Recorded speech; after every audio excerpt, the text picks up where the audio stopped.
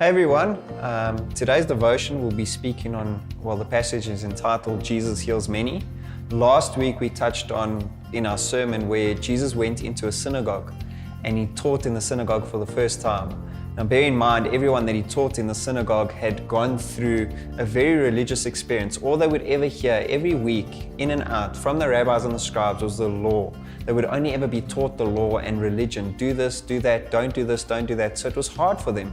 Here Jesus comes in and he does two incredible things. The first thing he does is he teaches something life-giving. No one knows what Jesus was teaching or what he was preaching in the synagogue that day, but people were amazed.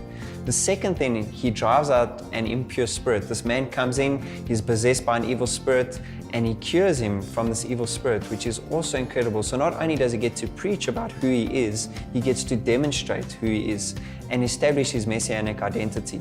Today, Jesus heals many. Let's read. Mark 1 verse 29, as soon as they left the synagogue, they went with James and John to the home of Simon and Andrew.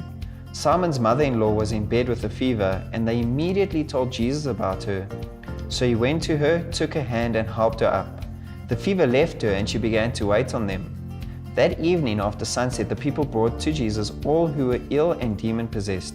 The whole town gathered at the door, and Jesus healed many who had various diseases. He also drove out many demons, but he would not let the demons speak because they knew who he was.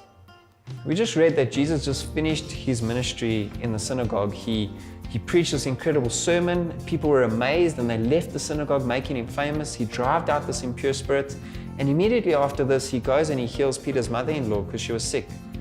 The first thing that she does when she's healed is she goes and she serves him.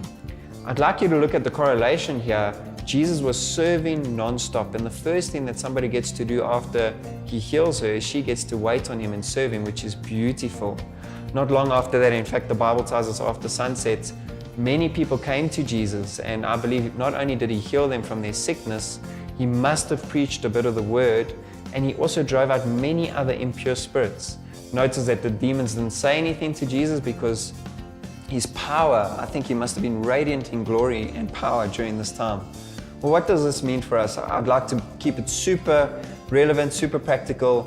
As you go out into your week, try and avoid making excuses to serve other people.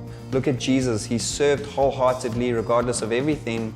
And what can you do to serve better this week? Without making any excuses, how can you serve like Jesus serves? God bless you.